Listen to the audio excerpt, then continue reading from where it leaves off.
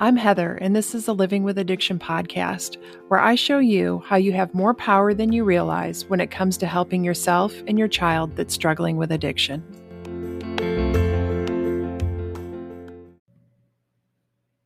Hello. So today I want to talk to you about how we end up creating the opposite of what we want in most situations.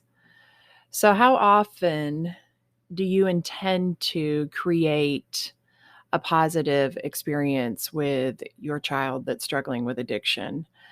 And you start out, you're going to see them, you plan ahead, you think you're just going to keep it light and polite.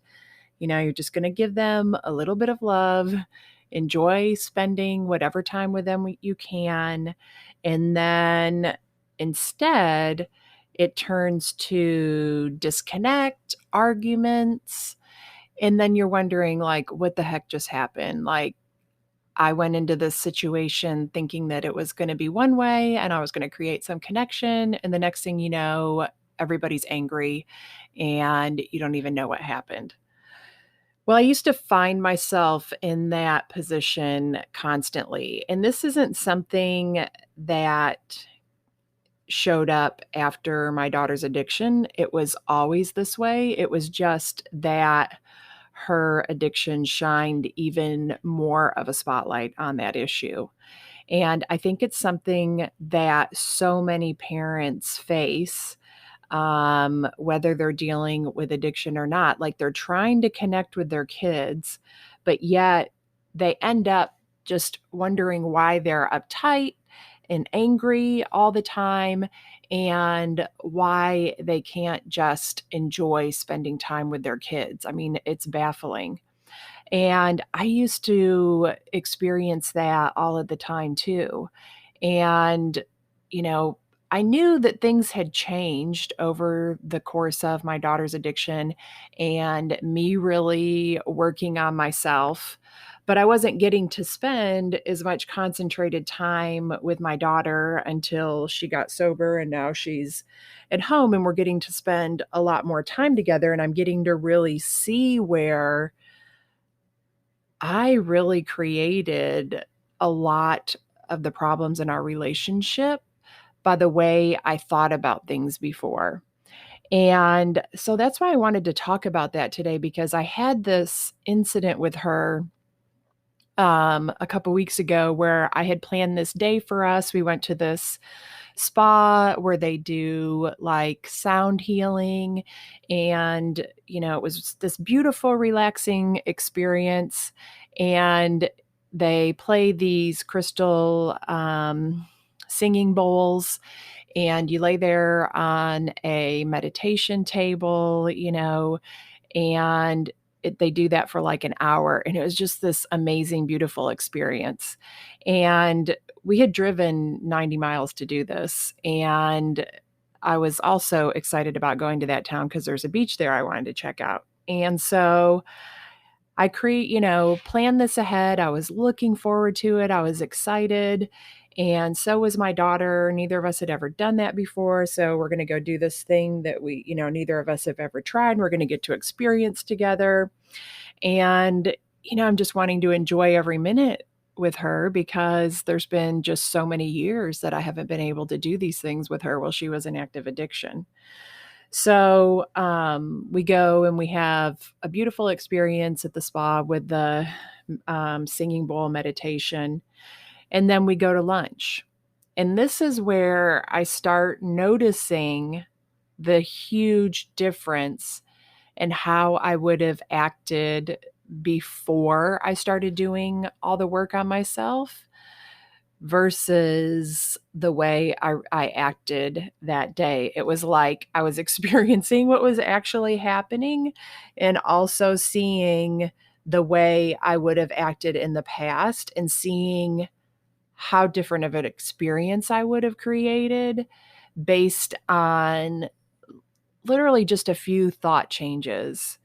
So after the spa, we went to lunch, and it was someplace that we had never been before, of course, and my daughter didn't like her sandwich.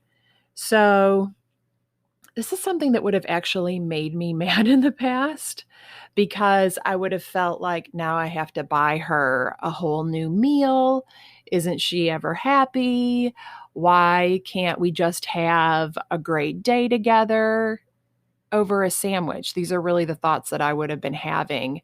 And it feels crazy to even admit this, but this is true. These are the kind of thoughts that I had all the time, and it was repetitive in every situation, very similar thoughts. It's all involving some version of why can't I make her happy? Why aren't the things I do ever enough? And I was taking situations like not liking a sandwich and making it about me. This feeling that I had for some reason, which wasn't her fault, it had nothing to do with her. It was just something that was already there in me, that I couldn't really connect with her and that I couldn't really make her happy, as if that was my job. Like, as parents, we get so wrapped up in if our kids aren't happy all the time, then it reflects poorly on us and we're not doing a good job. But when we think about how we are as humans, we have this huge, wide variety of emotions. We are not made to be happy all of the time. We are made to experience positive, wanted emotions and so called negative, unwanted emotions. Like, we're made to experience the full spectrum of human emotions. But we become parents, and suddenly we think that we have to create these, tiny humans who are just happy all of the time. And it's so much pressure on our children and on us.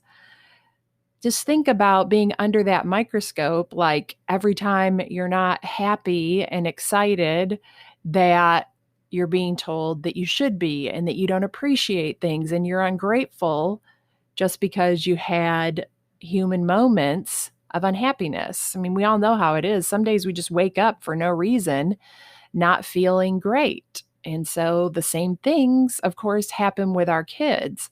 But if we're personalizing all of those, that variety of emotions, especially when they're teens and early 20s and they're going through all of these changes, and it's just natural to experience more of that. And we're making it about ourselves. And we're just going to be on this huge roller coaster ride. And I was just able to see that day what I would have created had I had those thoughts. Instead, I was just like, here, you want part of my sandwich? I order stuff I don't like all the time. There's a reason she just comes by it naturally, that she's picky about eating sometimes. She gets it from me. And so I didn't have to order her a whole other meal or go through all of this emotional, ruining the day, feeling like this amazing experience that we just had was ruined over a sandwich. And it just was such a blessing for me to be able to see that. And then, we went to the beach. And it was kind of a chilly day and it had rained a little bit, chilly for Florida, it was like 75 degrees. And so we weren't planning to stay very long, but this is kind of later in the day. My daughter's tired. It's kind of a long walk from where we parked to the beach. And she was saying she was tired and she was ready to go home. And again, I could see where my alarm would have went off and I would have had the same or very similar thoughts that I had in the restaurant, which would have been something about her not appreciating the experience that I was giving her that day, and why can't I make her happy? And, all these negative things that would have just pushed her away from me. But instead, I ended up cracking a joke because we've just totally changed places so much. I used to be the one who always wanted to go home. And now I'm the one like, let's stay longer. Like we've totally switched places. And that was my thought. And we laughed about it. And we spent some time at the beach and we really got to connect and enjoy each other. And so when I got home, I had been thinking about it while I was driving home, and I um, was the next day, I just kind of wrote out what happened versus what would have happened because it felt really important to me to really just let it sink in and acknowledge how much I had changed and how important the work is that I have been doing the last couple of years and how important this work is that I get to share with my clients because it just creates this life transformation where you get to create what you want instead of unintentionally creating what you don't want and being stuck with that feeling that I just had for so much of my life of not understanding why I couldn't create connection when that was really all I wanted, but I would end up creating disconnect. So I wrote down what would have happened. And I want to point out before I go into that, like how our brains work. And our brains work on a think, feel, act cycle. So we have a thought, and many of our thoughts are based on our beliefs. So if we believe something, our brain is always looking for evidence that it's true. Like there's a part of our brain that's actually dedicated to that, to looking for evidence that our beliefs are true. So it's really important to be aware of that and question your thoughts because our thoughts are not all true. And so back to the think, feel, act cycle, we have a thought, and that thought releases a chemical that creates the feeling that we actually feel in our bodies.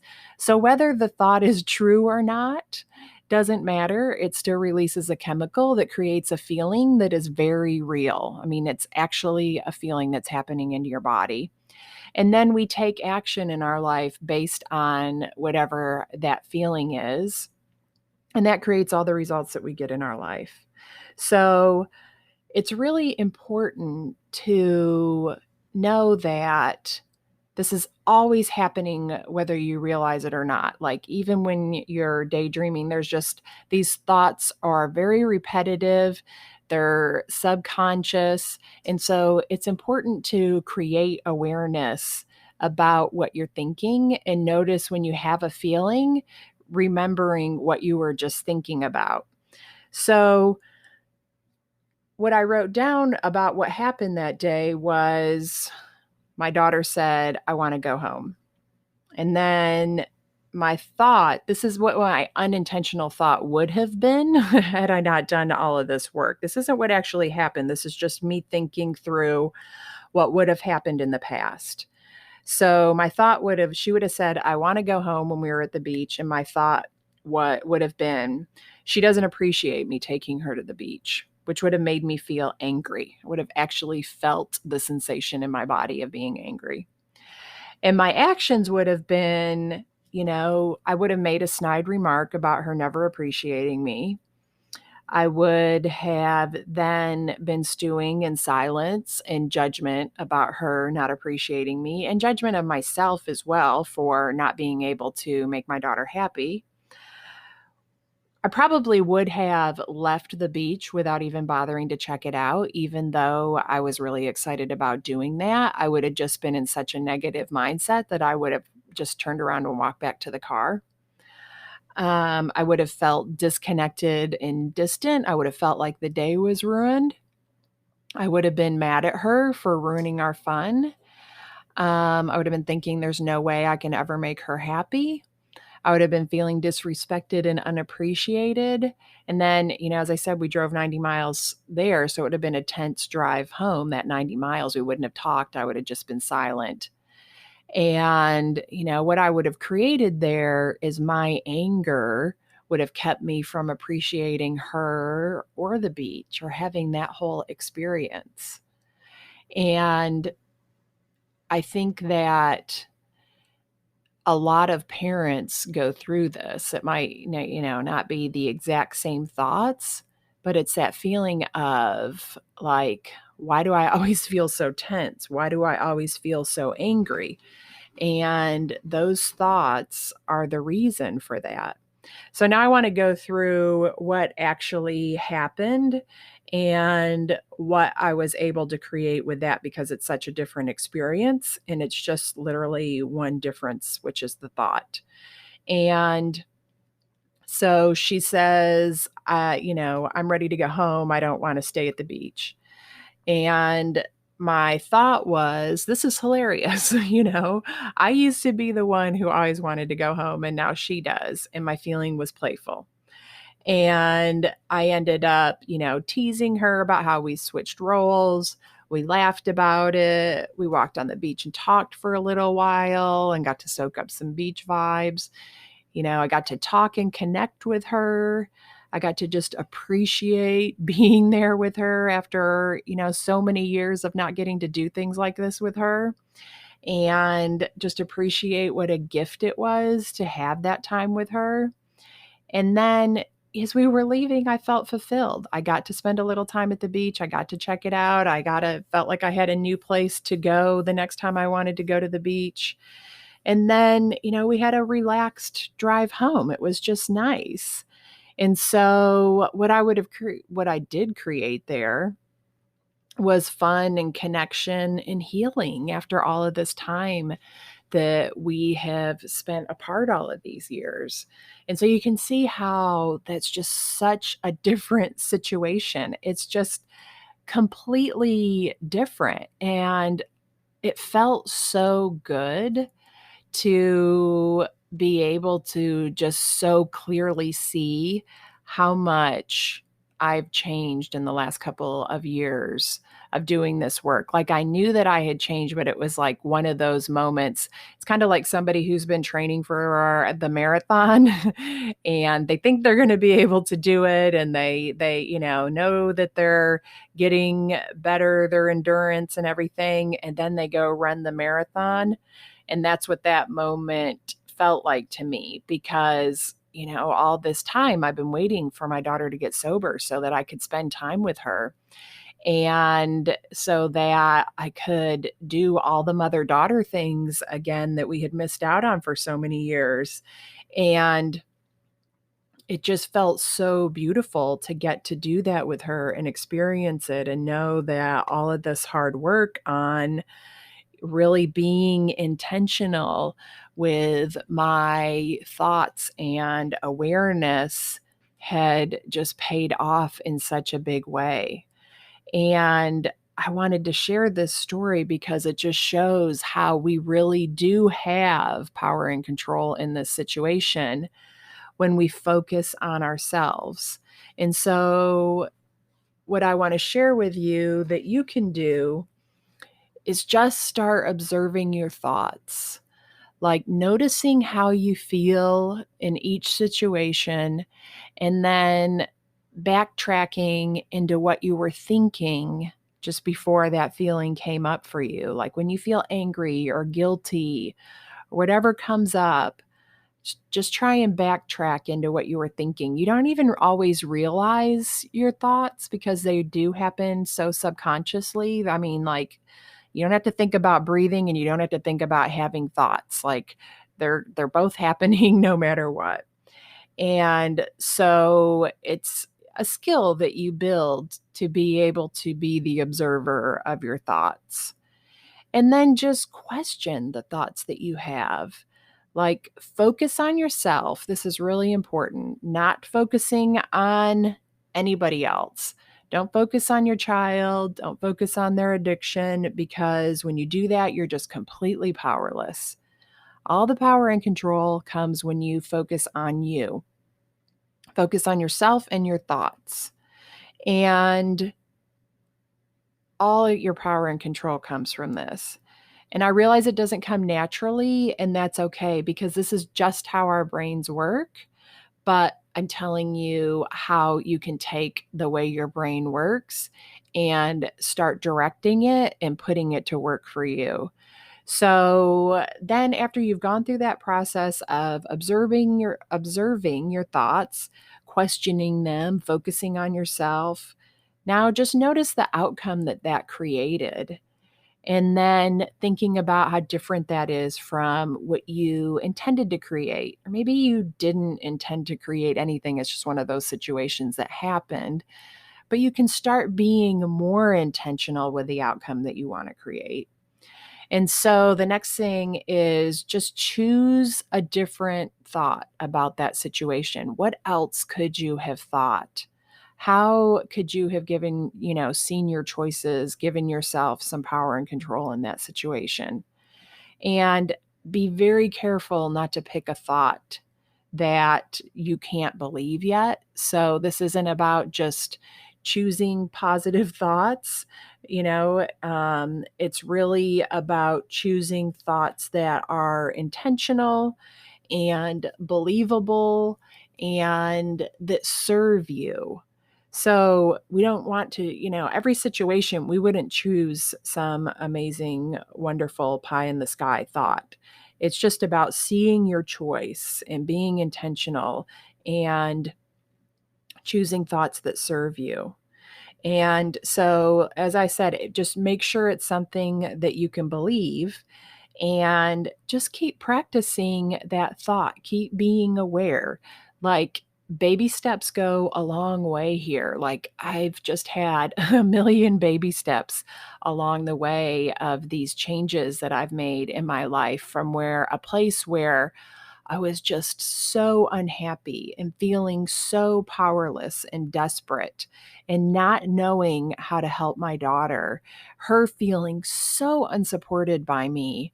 And, me trying so hard to create connection with her, and I didn't. I created disconnect at every turn, like I said, to being able to turn that around to a place where my daughter felt supported by me and I felt confident in being able to support her and myself, and really just being able to see all of these changes in my life. They just happen little baby steps at a time.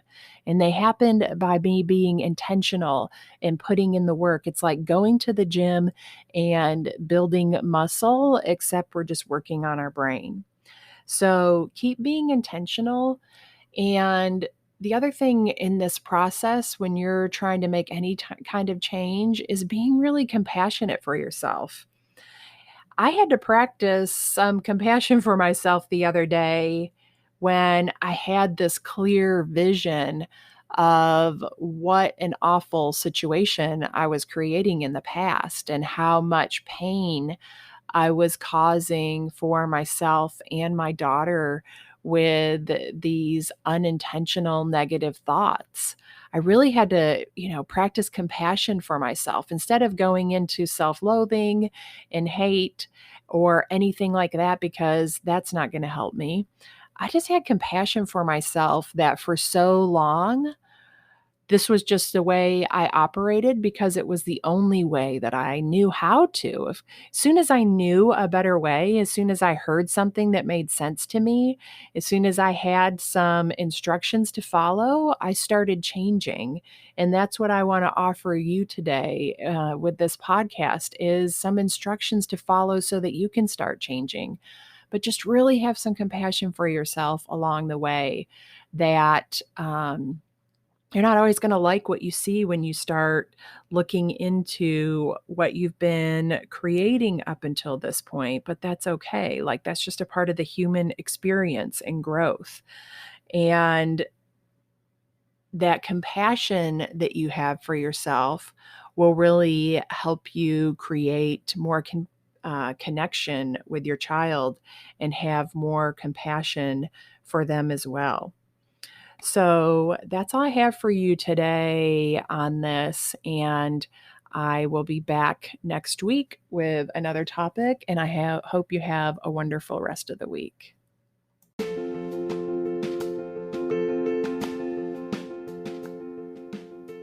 Thank you for listening to this episode. If you want to learn more about my work, go to heatherrosscoaching.com. If you want to help other parents who are struggling with a child's addiction, you can do it 2 different ways. First, you can share the podcast with them directly, or you can share it on your social media. Second, you can leave a review.